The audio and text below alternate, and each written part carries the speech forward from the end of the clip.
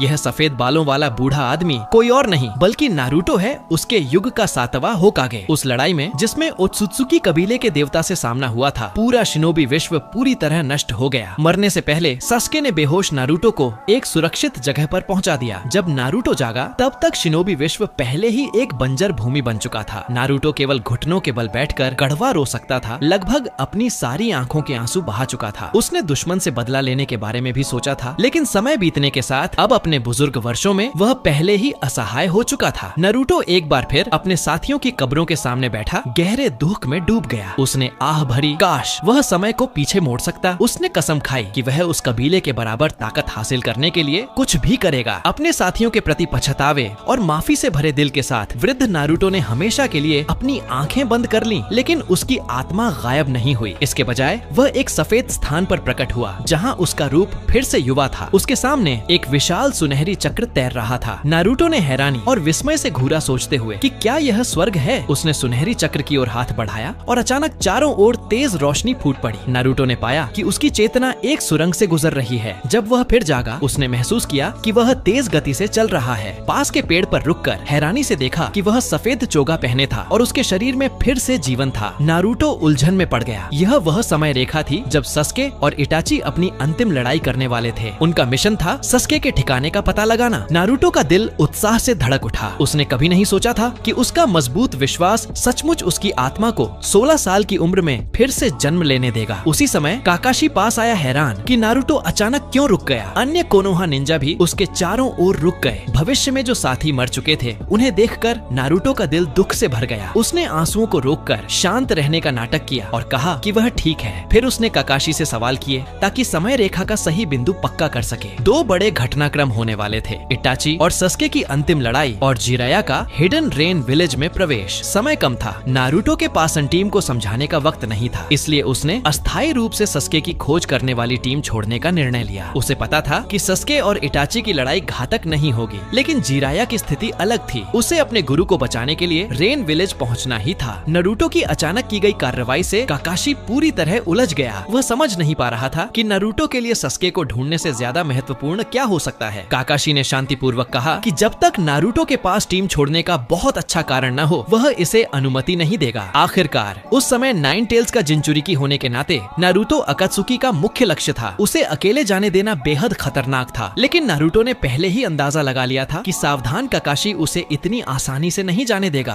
बातचीत के दौरान उसने गुप्त रूप से नेचुरल एनर्जी अवशोषित करना शुरू कर दिया। अब जब वह पुनर्जन्म ले चुका था, कई jutsu पहले से ही उसकी स्मृति में गहराई से अंकित थे, तो उन्हें फिर से अभ्यास करने की आवश्यकता नहीं थी। उसे यह भी पता था कि यदि वह भविष्य से आने की सच्चाई बताता तो भी कोई उस पर आसानी से विश्वास नहीं करता। इसलिए नारुतो ने जबरदस्ती निकलने का फैसला किया। काकाशी ने नारुतो के अजीब व्यवहार को देखा और तुरंत यामाटो से 4 पिलर प्रिजन का उपयोग कर उसे फंसाने को कहा, लेकिन अचानक नारुतो की आंखों के किनारे सेज मोड के नारंगी निशान दिखाई देने लगे। काकाशी तुरंत समझ गया कि यह जिराया का सेज मोड है और हैरानी से पूछा कि नारुतो ने यह कब सीखा। नारुतो ने सिर झुकाकर सबको माफी मांगी, कहा कि उसके पास कुछ जरूरी काम है और उसे पहले जाना होगा, बाकी बाद में सब समझाएगा। इतना कहकर उसने पल भर में 4 पिलर प्रिजन तोड़ दिया और बॉडी फ्लिकर से गायब हो गया। यामाटो उसका पीछा करने ही वाला था कि काकाशी ने उसे रोक दिया। नारुतो को जितना वह जानता था उसके हिसाब से यह मानना मुश्किल नहीं था कि उसके पास कोई ठोस कारण है और अभी सेज मोड में उसे रोकना किसी के लिए भी असंभव था। काकाशी ने सबको सस्के की खोज जारी रखने का आदेश दिया, जबकि साई को अपनी सुपर बीस्ट इमिटेटिंग ड्राइंग से यह जानकारी त्सुनाडे तक पहुंचाने को कहा। टीम से निकलने के बाद नारुतो एक ऊंचे स्थान पर रुका और सेज परसेप्शन से चारों ओर सब कुछ महसूस किया। 3 बजे की दिशा में टीम ताका था, जबकि 6 बजे इटाची। हालांकि नारुतो सस्के को देखने के लिए उत्सुक था, लेकिन यह सही समय नहीं था। वह 6 बजे की ओर मुड़ गया। उसे इटाची से उचिहा शिसुई की आंख लड़ाई से पहले प्राप्त करनी थी। नारुतो को इटाची के प्रति गहरा सम्मान था। पिछली जिंदगी में होकागे बनने के बाद वह और बेहतर समझ गया था कि इटाची ने कोनोहा की शांति के लिए कितनी बलिदान दिए। कुछ ही देर में उसने जंगल में इटाची को ढूंढ लिया। इटाची हैरान हुआ कि नारुतो खुद उससे मिलने आया है। नारुतो चाहता था कि इटाची सस्के से लड़ाई छोड़ दे। उसे पता था कि इटाची की सेहत का मतलब था कि उसकी जिंदगी में कुछ ही दिन बचे हैं, लेकिन इटाची अड्डा हुआ था क्योंकि यही लड़ाई